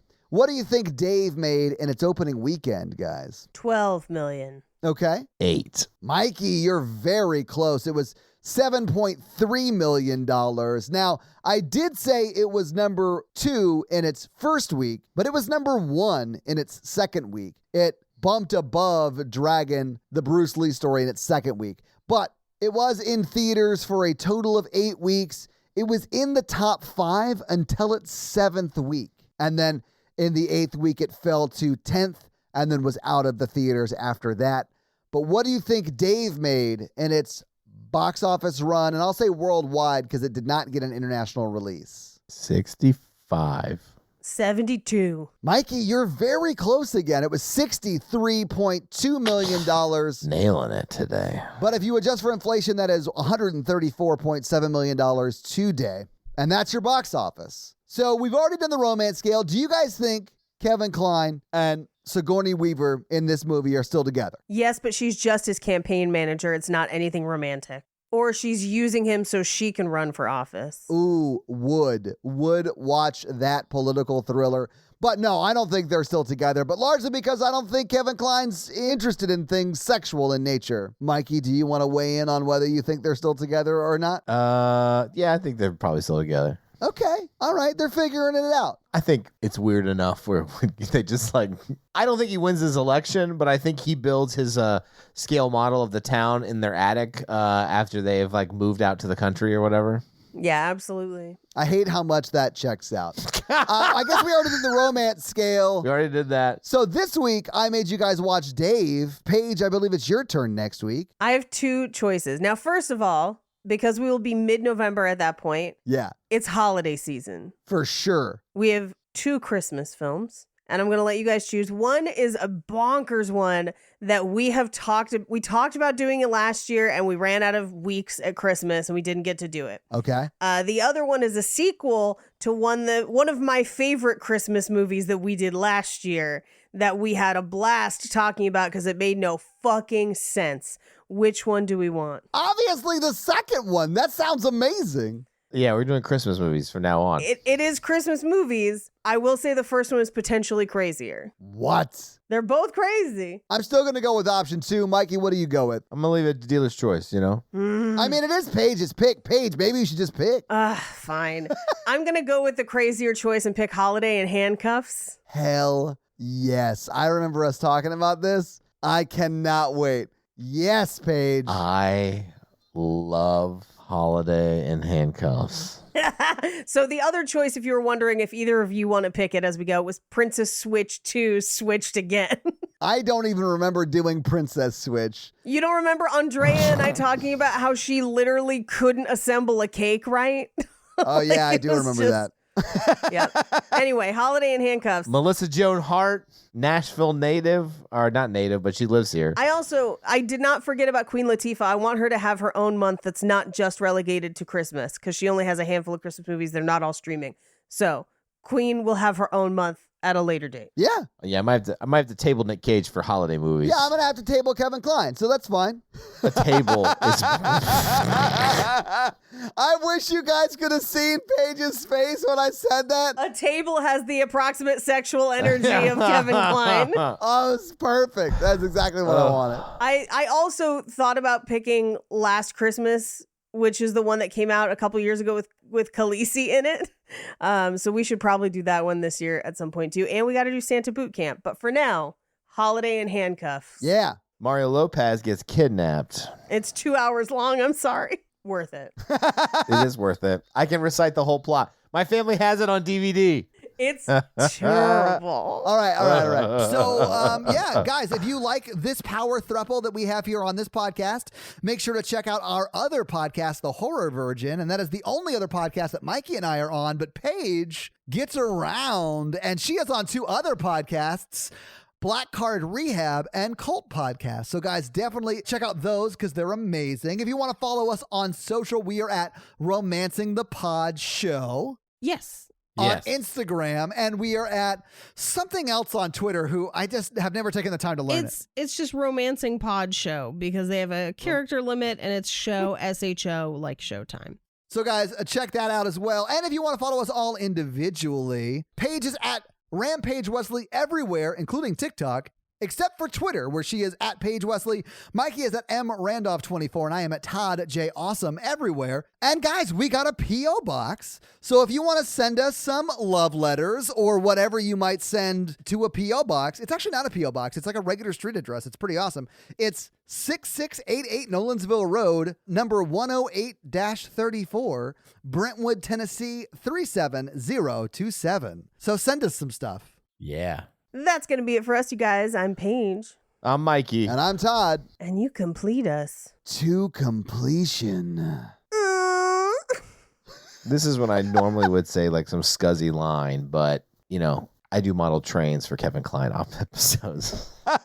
Mikey, is the reason you're single is that you're just like Kevin Kline levels of sexy? No, definitely not. I don't have the sexuality of a store clerk at Sesame Street like Kevin Kline does. That is so fucking accurate again.